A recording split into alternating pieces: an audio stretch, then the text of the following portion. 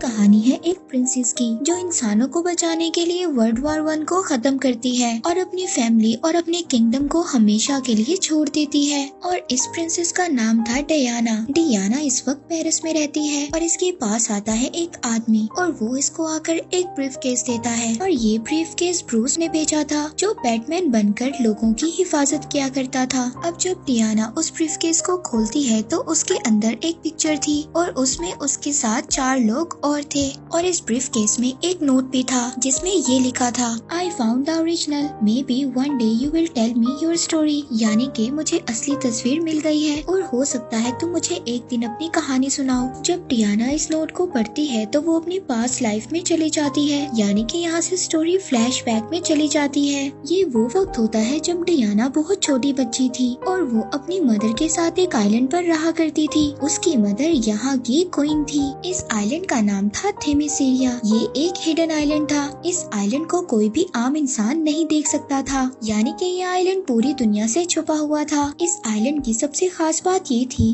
कि इस आइलैंड पर सिर्फ फीमेल्स रहा करती थी। यहाँ पर कोई भी मेल नहीं था और यहाँ पर जितनी भी फीमेल्स थी सब बहुत अच्छी वॉरियर्स थी। ये फीमेल्स हमेशा फाइट की प्रैक्टिस किया करती थी। डियाना जो कि बहुत छोटी बच्ची थी वो इन सबको देखकर उन्हीं की तरह मूव करना शुरू कर देती है। लेकिन डियाना की मदर जो यहाँ की क्वीन है वो कभी भी नहीं चाहती थी कि डियाना कोई फाइट सीखे। वो डियाना से बहुत ज्यादा प्यार करती थी। दरअसल उन्होंने डियाना को मिट्टी से बनाया था और इसके बाद इन्होंने जूइश जो कि गॉड्स के किंग थे उनसे प्रेयर की। उन्होंने उस मिट्टी के स्टैचू में जान डाल दी जो डियाना की मदर ने बनाया था और इस तरह से डियाना इस दुनिया में आई। एक रात डियाना की मदर उसको कहानी सुनाती है। वो बताती है जूइश जो कि देवताओं के देवता हैं, उन्होंने इंसानों को बनाया। वो इंसानों से बहुत ज्यादा प्यार करते थे और उस वक्त इंसान बहुत अच्छे तरीके से आपस में रहा करते थे। लेकिन जूइश का बेटा जो वॉर का देवता था वो इंसानों से जेलस होने लगा। उसने इंसानों के दरमियान जेलसी पैदा कर दी जिसके बाद सब इंसान आपस में लड़ने लगे। फिर जूइश ने इंसानों के दिलों में प्यार पैदा करने के लिए हम लोगों को बनाया और ऐसा हुआ भी। लेकिन कुछ टाइम बाद अर्थ पर जैसा हाल पहले था फिर वैसा हो गया। उस वक्त हम लोग अमेज़न में रहा करते थे। क्योंकि मैं अमेज़न की रानी थी उस वक्त हमने जूइश के बेटे के खिलाफ वॉर की। जूइश ने हमारी मदद के लिए कुछ देवताओं को भेजा लेकिन एरिस उनके बेटे ने सभी देवताओं को मार दिया। जब जूइश अकेले बचे तो उन्होंने अपनी पूरी पावर से एरिस का मुकाबला किया जिसकी वजह से एरिस को ये वॉर छोड़कर जाना पड़ा। लेकिन जूइश इस बात को जानते थे कि उनका बेटा एरिस दोबारा वापस आएगा और पूरी इंसानियत को दोबारा से आकर खत्म कर देगा। इस वजह से जूइश ने हमें एक तलवार दी। उस तलवार से हम किसी भी देवता को मार सकते हैं। और फिर जूइश ने अपनी आखिरी सांसों से इस आइलैंड को बनाया। उन्होंने ऐसा इसलिए किया ताकि एरिस हमें कभी भी ना ढूंढ पाए और इसी तरह हम पूरी दुनिया से छुपे हुए हैं। क्योंकि जूइश एरिस का मुकाबला करने के बाद बहुत ज्यादा कमजोर हो गए थे और उन्होंने अपनी बॉडी को छोड़ने से पहले इस आइलैंड को बनाया। ये वही आइलैंड था जहाँ पर डियाना अपनी मदर के साथ रहा करती थी ताकि उन्हें एरिस कभी भी ना ढूंढ पाए। डियाना अपनी मदर से कहती है कि मैं उस तलवार को देखना चाहती हूँ जो जूइश ने आपको दी थी। डियाना अपनी मदर से पूछती है कि इस तलवार को कौन इस्तेमाल करेगा। डियाना की मदर उसको बताती है कि इस तलवार को सिर्फ वही इंसान उठा सकता है जो सबसे ज्यादा पावरफुल होगा। उसकी मदर कहती है तुम्हें इस बारे में सोचने की जरूरत नहीं है कि तुम्हें फाइट नहीं सिखाई जाएगी। लेकिन क्वीन को ये बात नहीं पता थी कि डियाना उनकी बहन से ये सब कुछ सीख रही है। सही वक्त गुजरता रहता है। डियाना अब बड़ी हो गई थी। एक दिन डियाना की मदर उसको ट्रेनिंग करते हुए देख लेती है। डियाना की मदर उसको वापस भेज देती हैं और अपनी बहन से कहती हैं कि तुम डियाना को फाइट क्यों सिखा रही हो। उनकी बहन उससे कहती है कि हम सब जानते हैं कि एक दिन एरिस वापस आएगा और अगर डियाना फाइट नहीं सीखेगी तो ये उसके लिए बहुत ही बड़ा खतरा है।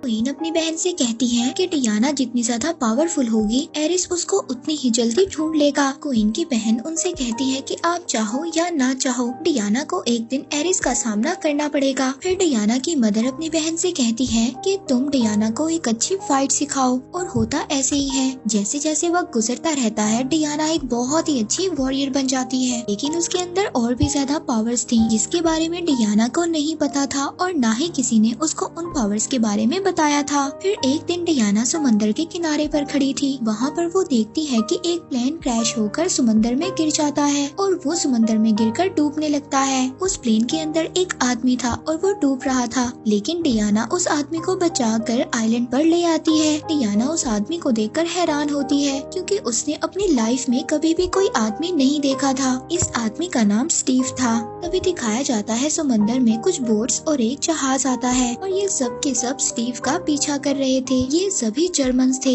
इनको आगे कुछ भी नजर नहीं आ रहा था। तभी एक ऑफिसर को उस प्लेन का कुछ टुकड़ा नजर आता है। जो वो उसे पकड़ने की कोशिश करता है तो उसको आगे होकर वो हिडन आइलैंड नजर आ जाता है, जो आज तक पूरी दुनिया की नजरों से छुपा हुआ था। इसके बाद उस जर्मन ऑफिसर को स्टीव भी नजर आ जाता है। अब ये सब के सब स्टीव को पकड़ने के लिए उसकी तरफ बढ़ना शुरू कर देते हैं। स्टीव डियाना को बताता है कि ये सब लोग बुरे लोग हैं। तभी वहाँ पर इस आइलैंड की सभी लेडी वॉरियर्स भी आ जाती हैं। हालांकि जर्मन ऑफिसर्स के पास गन्स थी, लेकिन यहाँ की लेडी वॉरियर्स के पास एरो और कुछ तलवारें थी और वो इन लोगों का डटकर मुकाबला करती हैं कि वो जर्मन ऑफिसर्स इनके आगे ज्यादा देर टिक नहीं पाते। पर तभी एक जर्मन ऑफिसर डियाना को मारने वाला था। तभी डियाना के आगे उसकी मदर की बहन आ जाती है, जिसने डियाना को सारी फाइट सिखाई थी और वो उस बुलेट के लगते ही उनकी डेथ हो जाती है। इस बात से डियाना को बहुत ज्यादा दुख होता है। वो बहुत ज्यादा रोती है और अब सभी जर्मन ऑफिसर्स भी मर गए थे। यहाँ पर सिर्फ स्टीव बच जाता है। ये सब स्टीव को मारने वाले थे, लेकिन डियाना उसके सामने आ जाती है। वो सबको बताती है कि ये हमारे साथ मिलकर लड़ा था। वो सब स्टीव से पूछती हैं कि तुम यहाँ पर क्या करने आए थे और तुम्हारा मिशन क्या है। स्टीव उनको बताता है कि मैं एक जासूस हूँ। मैं जर्मन के कैंप में उनके ही खिलाफ जासूसी कर रहा था। जब मुझे पता चला कि जर्मन एक जहरीली गैस बना रहा है और वो जहरीली गैस बनाकर सभी लोगों को मार सकते हैं, तभी मैं वहाँ से उनकी एक डायरी चुरा कर भाग गया और इस जहरीली गैस को बनाने के लिए वहाँ के जनरल ने ये ऑर्डर दिया है। और बहुत जल्दी ऐसा भी हो सकता है कि एक कंट्री दूसरी कंट्री के खिलाफ वॉर करे और इसी तरह सब लोग मर जाएंगे। दरअसल इस आइलैंड के बाहर वर्ल्ड वॉर 1 की तैयारी हो रही थी, लेकिन इस आइलैंड पर रहने वाले लोगों को कुछ भी नहीं पता था। स्टीव कहता है कि अगर मैं ये डायरी वक्त पर अपने हेडक्वार्टर पहुंचा दूं, तो क्या पता हो सकता है ये वॉर यहीं पर रुक जाए और इस तरह लाखों लोगों की जान बच जाएगी। अब ये सारी बातें डियाना को सुनकर ये लगता है कि ये सारा काम एरिस का है। वो एक बार फिर से इंसानियत को खत्म करना चाहता है, लेकिन डियाना ऐसा नहीं चाहती थी। वो इंसानियत को बचाना चाहती थी। लेकिन डियाना अगर इस आइलैंड से बाहर गई तो वो कभी भी दोबारा इस आइलैंड पर नहीं आ सकती। लेकिन डियाना ये फैसला करती है कि वो इंसानियत को बचाएगी। अब वो वॉर में जाने के लिए अपनी पोशाक पहनती है और साथ ही वो तलवार भी ले लेती है जो जूइश ने दी थी। जब डियाना आइलैंड से जा रही होती है तब वहाँ पर उसकी मदर आती है। वो डियाना से कहती है कि अगर तुम इस आइलैंड से बाहर गई तो तुम्हें पता है कि तुम दोबारा इस आइलैंड पर कभी नहीं आ सकती और इंसानों की दुनिया तुम्हारे लायक नहीं है। इसके बाद स्टीव और डियाना जहाज में बैठकर इस आइलैंड से निकल जाते हैं। अब स्टीव उस डायरी को लेकर अपने सीनियर ऑफिसर्स के पास जाता है, जो वो जर्मन कैंप से चुरा कर लाया था। जब वो सीनियर ऑफिसर्स उस डायरी को देखते हैं तो वो डायरी पुरानी लैंग्वेजेस में लिखी हुई थी। यहाँ पर किसी को भी समझ नहीं आता कि ये कौन सी लैंग्वेज में है, लेकिन डियाना इनको बताती है कि ये तो पुरानी लैंग्वेजेस में लिखी गई है। दरअसल डियाना हजारों किस्म की लैंग्वेजेस को जानती थी और बोल भी सकती थी। वो अब डायरी को पढ़ती है और इनको बताती है कि जर्मनी एक जहरीली गैस बना रहा है और वो इस गैस को फ्रंट पर छोड़ेंगे। अब यहाँ पर जो सीनियर ऑफिसर्स थे वो जर्मनी के साथ समझौते की बात कर रहे थे, मगर स्टीव उनको कहता है कि आप मुझे एक मौका दें, मैं उस हेडक्वार्टर को ही खत्म कर दूंगा जहाँ पर ये लोग जहरीली गैस बना रहे हैं। लेकिन इस बात को सीनियर्स नहीं मानते। अब डियाना को गुस्सा आ जाता है, क्योंकि वो जानती थी कि अगर जर्मनी ने वो जहरीली गैस को छोड़ दिया तो हजारों लाखों लोगों की जान जा सकती है। उसकी नजरों में हर एक इंसान की जान की कीमत है। स्टीव अब डियाना को वहाँ से ले जाता है। वो उसको कहता है कि हम बातचीत करने की कोशिश कर रहे हैं। डियाना उसको कहती है कि वो एरिस है, वो किसी की बात को नहीं सुनेगा। दरअसल डियाना ने ये बात मान ली थी कि इस वॉर का जो लीडर है वो कोई और नहीं बल्कि एरिस है और वो किसी भी कीमत पर इंसानियत को खत्म करना चाहता है। वहीं पर दूसरी तरफ जर्मनी में डॉक्टर मीरू को दिखाया जाता है, जो ये सब जहरीली गैसेस बना रही थी। अब उस डायरी के गुम होने से इस डॉक्टर को बहुत ज्यादा परेशानी हो रही थी। जनरल उसके पास आते हैं और उससे पूछते हैं कि तुम्हारा काम कब तक कंप्लीट हो जाएगा। डॉक्टर मीरू जनरल को कहती है कि मैंने एक नई गैस बनाई है, उसका जो भी इंसान इस्तेमाल करेगा वो बहुत ज्यादा पावरफुल हो जाएगा। वो वहाँ पर एक कैप्सूल तोड़ती है जिसका धुआं जब जनरल की नाक में जाता है तो उनके अंदर बहुत ज्यादा ताकत आ जाती है, वो बहुत ज्यादा पावरफुल हो जाते हैं। और साथ ही साथ हमें ये भी दिखाया जाता है कि अब डॉक्टर मीरू को एक नया फॉर्मूला मिल गया था। वो अब इस नए फॉर्मूले से एक नई गैस बना रही थी जिस गैस से लाखों लोगों को एक ही टाइम में मारा जा सकता है। वहीं पर दूसरी तरफ स्टीव अब डियाना को वहाँ पर ले जाने के लिए तैयार हो गया था जहाँ पर वॉर चल रही थी। अब जाने से पहले ये कुछ लोगों की एक टीम बनाते हैं जो मिलकर काम करेंगे। डियाना जब उस जगह पर जाती है तो वहाँ पर लोगों को देखकर उसको बहुत ज्यादा दुख होता है। इसके बाद ये लोग बेल्जियम फ्रंट पर पहुँच जाते हैं जहाँ पर बहुत ज्यादा गोलाबारी हो रही थी और लोग मर रहे थे और सब इधर उधर भाग रहे थे, सबकी हालत बहुत ज्यादा खराब थी। तभी यहाँ पर एक औरत रुक कर डियाना से बात करती है और उसको बताती है हमसे हमारा सब कुछ छीन लिया गया और बहुत सारे लोगों को गांव में गुलाम बनाकर रखा गया है। डियाना उस औरत से पूछती है कि ये सब कहाँ पर हुआ। वो औरत इशारा करती है वहाँ पर जर्मन का कब्जा था। डियाना अब उस जगह पर जाना चाहती थी। वो स्टीव से कहती है कि मैं यहाँ पर रहने वाले लोगों की मदद करना चाहती हूँ। स्टीव उसको वहाँ जाने से रोकता है लेकिन डियाना उसकी बात नहीं मानती। अब इसके बाद डियाना अपनी वॉरियर की पोशाक में आ जाती है और वो उस तरफ बढ़ना शुरू करती है जहाँ पर जर्मन सोल्जर्स गोलियां चला रहे थे। डियाना सभी बुलेट्स को अपनी आर्मर से रोक लेती है जो उसने अपनी बाजुओं पर पहने हुए थे। वो वहाँ पर सभी बुलेट्स का मुकाबला करती है। उसकी नजर बहुत ज्यादा तेज थी। अब सभी जर्मन्स डियाना की तरफ फायर करना शुरू कर देते हैं लेकिन डियाना के पास जो ढाल थी वो सभी बुलेट्स को रोक देती है। अब ये सब देखने के बाद स्टीव और उसके बाकी सभी साथी भी वहाँ पर आ जाते हैं और सभी जर्मन सोल्जर्स पर फायर करने लगते हैं।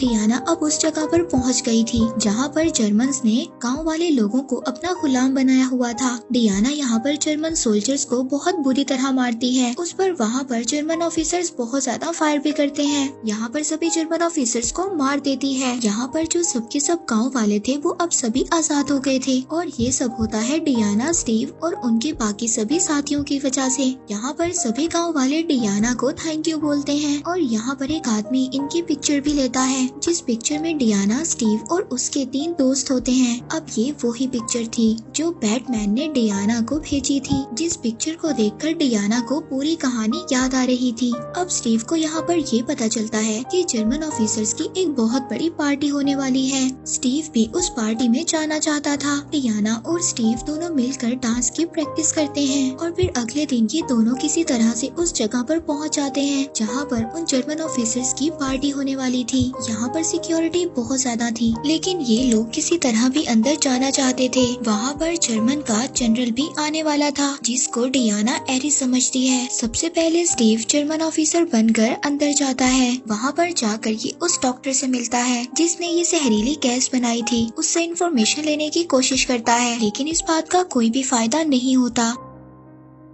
तभी वो देखता है कि इस पार्टी में डियाना भी आ गई थी और उसने अपने कपड़ों में उसी तलवार को छुपाया हुआ था जो किसी भी देवता को मार सकती थी। जब डियाना अपनी तलवार निकालकर उस जनरल को मारने वाली थी तभी स्टीव उसको रोक लेता है। डियाना उसको कहती है कि मैं एरिस को मार दूंगी जिसके मर जाने से सब कुछ ठीक हो जाएगा। स्टीव डियाना से कहता है कि अगर वो एरिस ना हुआ तो तुम क्या करोगी। इसके बाद हमें दिखाया जाता है कि वो लोग इस जहरीली गैस को एक गाँव में छोड़ देते हैं। डियाना अब उस गाँव में जाती है। जब वो वहाँ पर जाकर देखती है तो वहाँ पर हजारों लोग इस गैस की वजह से मर गए थे जिस बात से डियाना को बहुत ज्यादा दुख होता है। तभी वहाँ पर स्टीव आ जाता है। वो स्टीव को बोलती है कि मैं एरिस को मारने वाली थी लेकिन इस बात से तुमने मुझे रोका और अब मैं सब कुछ समझ चुकी हूँ। वो कहती है एरिस ने सिर्फ जर्मन्स का दिमाग खराब नहीं किया बल्कि तुम्हारा भी दिमाग खराब कर दिया है। वो कहती है अब मैं वहाँ पर जाऊंगी और जनरल को खत्म कर दूंगी। तभी स्टीव उसको दिखाता है कि कहीं दूर से धुआं उड़ रहा था डियाना अपने घोड़े पर बैठकर अब उस जगह के लिए निकल जाती है। वहाँ पर पहुंचकर वो सभी जर्मन सोल्जर्स को मार देती है। इसके बाद वो उस कैबिन तक पहुँच जाती है जहाँ पर जनरल थे। वो जनरल डियाना को शूट करने की कोशिश करते हैं, लेकिन तभी डियाना अपने कवच से उस बुलेट को रोक लेती है। इसके बाद जनरल उस धुएं को अपने नाक में ले लेते हैं जो डॉक्टर मीरू ने बनाया था, जिसके धुएं की वजह से वो बहुत ज्यादा पावरफुल हो गए थे। यहाँ पर डियाना और जनरल के बीच में फाइट होती है। डियाना अब अपनी तलवार से जनरल को मार देती है और वो उसको मारने से पहले कहती है, मैं सभी इंसानियत की खातिर और उनकी अच्छाई के लिए तुम्हें मार रही हूँ। इसके बाद वो जनरल को मार देती है। अब उसको ऐसा लग रहा था कि इसके मरने के बाद सब कुछ ठीक हो जाएगा, लेकिन ऐसा कुछ भी नहीं होता। वहाँ पर जितने भी जर्मन लोग थे वो सभी वॉर की तैयारी कर रहे थे। देखकर डियाना बहुत ज्यादा शॉक्ड हो जाती है, क्योंकि उसको ऐसा लगता था कि जब वॉर के किंग को मार दिया जाता है तो वॉर खत्म हो जाती है। तभी वहाँ पर स्टीव आ जाता है। डियाना स्टीव से कहती है कि मैंने एरिस को मार दिया है, लेकिन इसके बावजूद लोग वॉर की तैयारी कर रहे हैं। स्टीव कहता है कि मुझे एरिस के बारे में कुछ नहीं पता। डियाना उसको कहती है कि मैंने खुद देखा है, जो बच्चे मर रहे थे लेकिन कोई भी इंसान उनकी तरफ तवज्जो नहीं दे रहा था। ऐसा तभी होता है जब एरिस लोगों के दिमाग को अपने कंट्रोल में ले लेता है।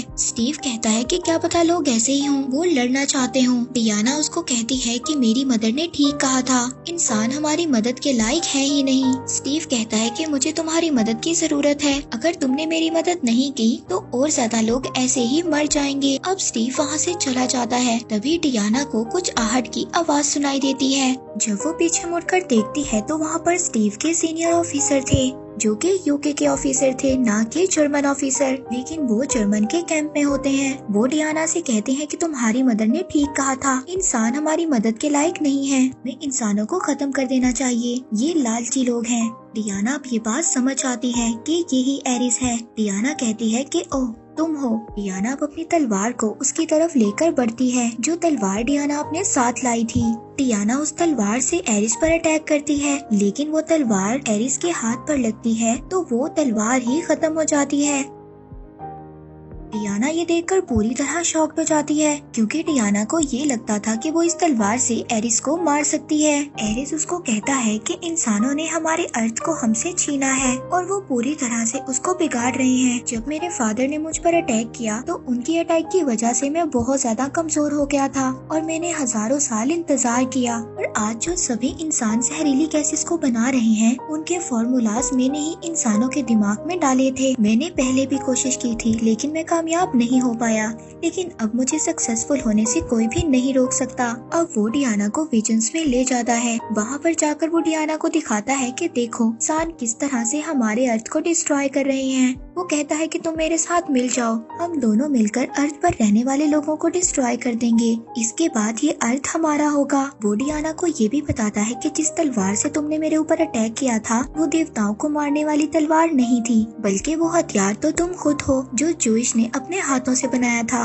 दरअसल जूइश ने डायना को इसलिए बनाया था ताकि वो इंसानों को बचा सके और एरिस का मुकाबला कर सके, लेकिन डियाना उसको मना कर देती है। वो कहती है कि मैं तुम्हारी सोच का कभी भी हिस्सा नहीं बन सकती। अब यहाँ पर डियाना और एरिस के दरमियान फाइट स्टार्ट हो जाती है। दूसरी तरफ स्टीव और उसके साथियों को ये बात पता चलती है कि जर्मन के लोग बहुत सारी जहरीली गैसेस को लंदन में गिराने वाले हैं, जिससे वो पूरा सिटी डिस्ट्रॉय हो जाएगा, और उन्होंने इन बॉम्ब्स को एक प्लेन में लोड कर दिया था। स्टीव चाहता था कि इस प्लेन को हवा में ही डिस्ट्रॉय कर दिया जाए ताकि ये जहरीली गैसें कभी भी अर्थ तक ना पहुंच सकें। दूसरी तरफ डियाना और एरिस को दिखाया जाता है कि उन दोनों के दरमियान में बहुत ही जबरदस्त फाइट हो रही थी। तभी वहाँ पर एक बहुत बड़ा ब्लास्ट होता है। डियाना साइड पर जाकर गिरती है। वहाँ पर स्टीव आ जाता है। वो डियाना से कहता है कि मुझे जाना होगा। डियाना उसको कहती है कि तुम फिक्र नहीं करो, मैं सब कुछ संभाल लूंगी। स्टीव कहता है कि मुझे लोगों को बचाने दो, मैं तुमसे बहुत ज्यादा प्यार करता हूँ। इसके बाद स्टीव उस प्लेन पर चढ़ जाता है जिस प्लेन के अंदर गैसेस वाले बॉम्ब थे। वहीं दूसरी तरफ एरिस ये चाहता था कि डियाना उसके साथ मिल जाए, लेकिन डियाना ऐसा नहीं चाहती थी। एरिस डियाना पर अटैक कर देता है। एरिस डियाना को जमीन पर गिरा देता है। तभी डियाना आसमान की तरफ देखती है। वो प्लेन को देखती है, उसमें स्टीव था। स्टीव उस प्लेन के साथ खुद को ब्लास्ट कर देता है, जिससे उस प्लेन में स्टीव भी मर जाता है। डियाना इस चीज को बर्दाश्त नहीं कर पाती। वो बहुत जोर से चीखती है डियाना पेरिस की पावर से छूट गई थी। वहीं दूसरी तरफ स्टीव के जो दूसरे साथी थे वो उस हेडक्वार्टर को ब्लास्ट कर देते हैं जिनमें उन जहरीली गैसेस को बनाया जाता था और वो डॉक्टर वहाँ से बाहर निकल जाती है। वो डियाना के सामने आ जाती है। एरिस कहता है मार दो इसे, यही इंसान का असल चेहरा है। ये लोग आपस में एक दूसरे को मारना चाहते हैं। डियाना उसको मारने के लिए एक टैंक उठा लेती है। तभी उसकी आंखों के सामने स्टीव का चेहरा आ जाता है। जिसने चाहते हुए कहा था कि हमेशा प्यार के रास्ते पर चलना। इसीलिए डियाना अब डॉक्टर को छोड़ देती है और दोबारा से एरिस पर अटैक कर देती है। अब फाइट में एरिस अपनी पावर्स का इस्तेमाल करता है। अब वो बिजली से डियाना पर अटैक करता है, लेकिन डियाना उस बिजली को अपने हाथों में एब्सॉर्ब कर लेती है। एरिस एक बार फिर ऐसे ही अटैक करता है। डियाना बहुत सारी बिजली को अपनी पूरी बॉडी के अंदर एब्सॉर्ब कर लेती है और हवा में उड़कर वो सारी की सारी बिजली एरिस पर छोड़ देती है और इस तरह एरिस का एंड हो जाता है। और वहाँ पर जो सभी सोल्जर्स थे वो वॉर को खत्म कर देते हैं और एक दूसरे के गले मिलते हैं और इस तरह इस वॉर का एंड हो जाता है। और इस वॉर में जितने भी सोल्जर्स थे वो दोबारा अपने घर आ जाते हैं, अपनी फैमिली से मिलते हैं। चारों तरफ खुशियाँ होती हैं। कहानी दोबारा प्रेजेंट में आती है जहाँ पर ये वंडर वुमन ये सब कुछ सोच रही थी। वो कहती है कि मैंने हमेशा इंसानों को बचाने की कोशिश की। इस कोशिश में मैंने दो चीजें देखी, एक अंधेरा और दूसरा उजाला, जो हर एक इंसान के अंदर होता है और ये हमें खुद डिसाइड करना होता है कि हम अंधेरे की तरफ जाएं या फिर उजाले की तरफ। और मैं जानती हूँ कि दुनिया को सिर्फ लव यानी कि प्यार से बचाया जा सकता है। इसके बाद वो बैट्समैन को मेल करती है क्योंकि उसने उसको वो पिक्चर दी थी जिसमें उसकी बहुत सारी यादें थी। और फिर हमें लास्ट में दिखाया जाता है कि वो अपने वंडर वुमन के ड्रेस में दोबारा से दुनिया को बचाने के लिए तैयार है। और इसी के साथ ये मूवी यहीं पर एंड हो जाती है।